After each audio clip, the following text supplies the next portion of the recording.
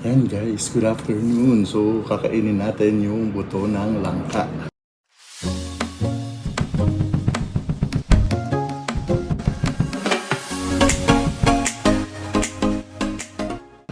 Yung dala-dala nating hinog na langka galing sa Bicol.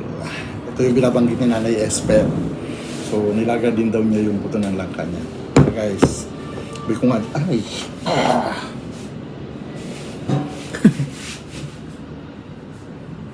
buena mano. Masarap siya, matamis siya kasi bago pa lang. Sabi ko nga, di ba? Ano to, pagkain probinsya. So, kung rich ka, baka hindi ka nito kumakain.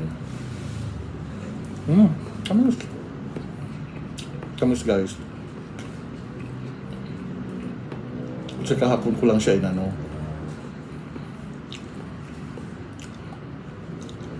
Pinalis doon sa mong langka. Kaya matamis pa. Minsan kasi pag yung pinapatagal mo na siya, tumatabang na. So yan. Kalambot na siya, madaling balatan. Gagamitan ko lang kutsilyo para diretso.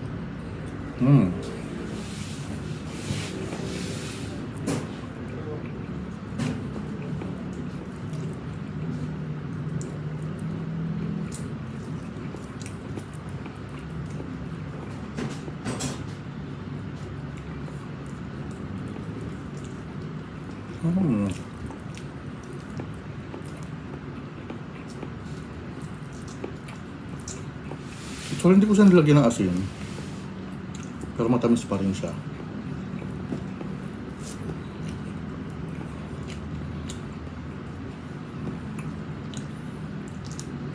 Meron pa kami isang ganito sa province yung Ugob.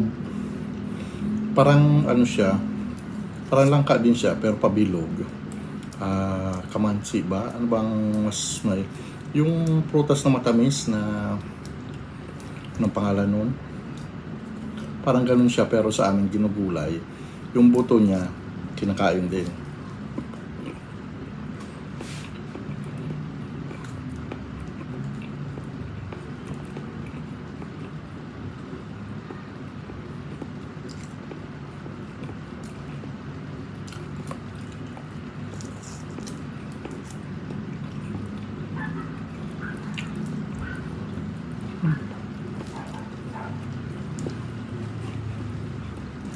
Diba?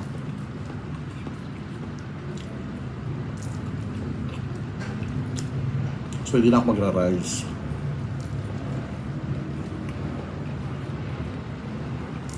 Ito na yung dinner ko.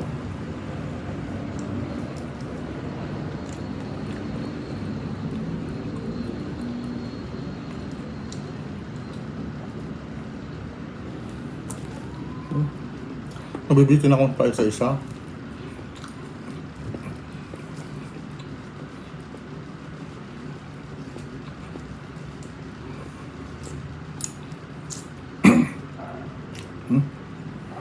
Bibilaw ka.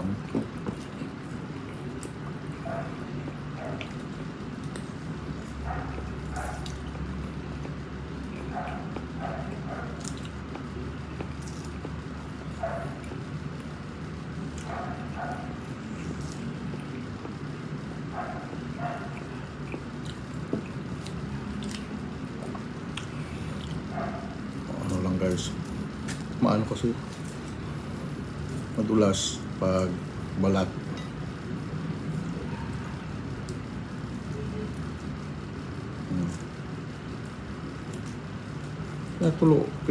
Pinatuyuan ko naman ito kanina.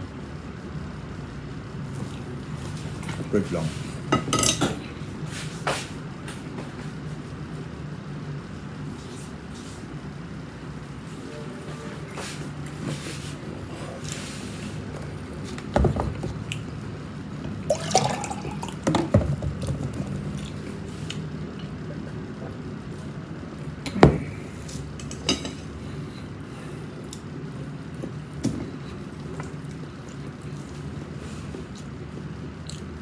Diba ano siya? Langka nuts.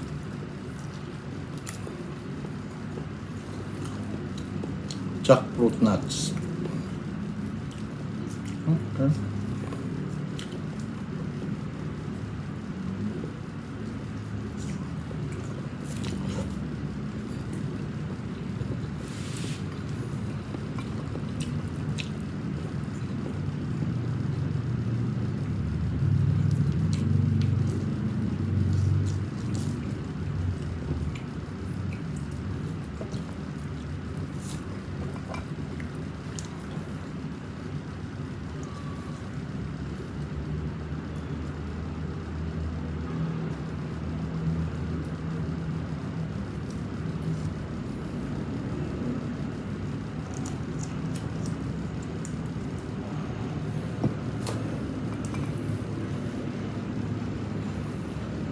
Yeah. Huwag matigas. Kaya matuklap ng ano niya. Yung balat. Nagamitan ko na nga ng kutsilyo eh. Para mas ano. Para mas mabilis. Ito naman, dry. Tagal naman tuloy ako magbalat.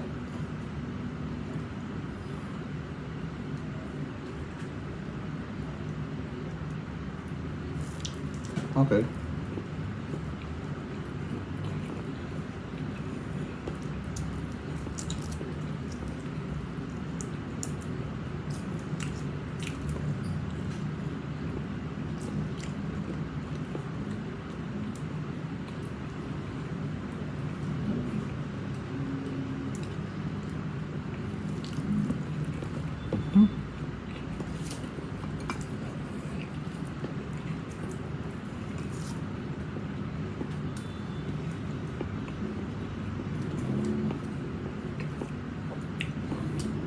Marami pa guys, hindi ko pa nakakalahati.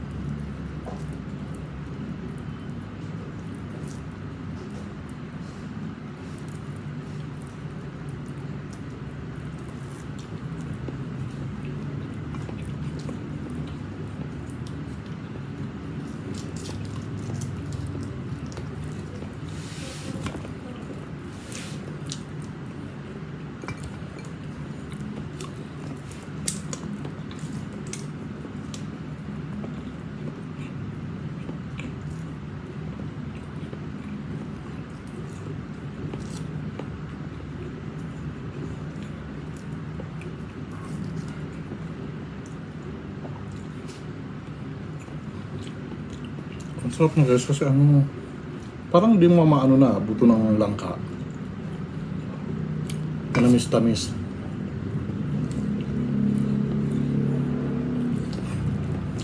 Baka maubos ko no.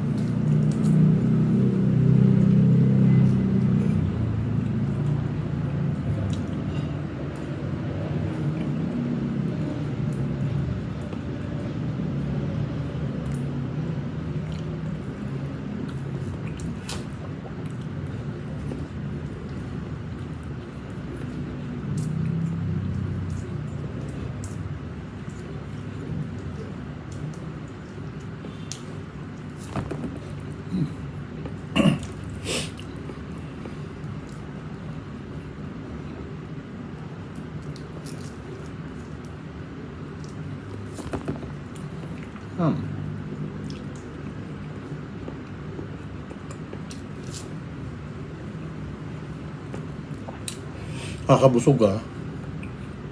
Hindi ko pa nga nakakalahati eh. Pero busog na ako. May nabalatan na akong 5 extra.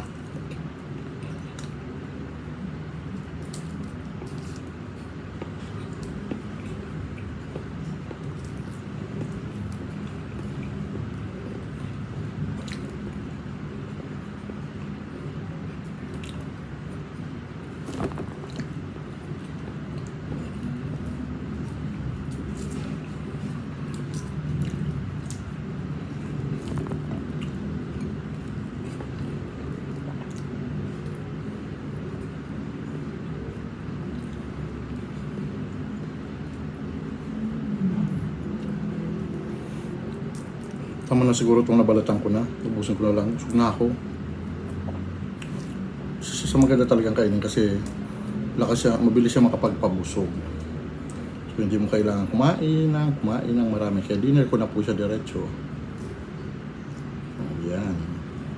Last na to. Okay.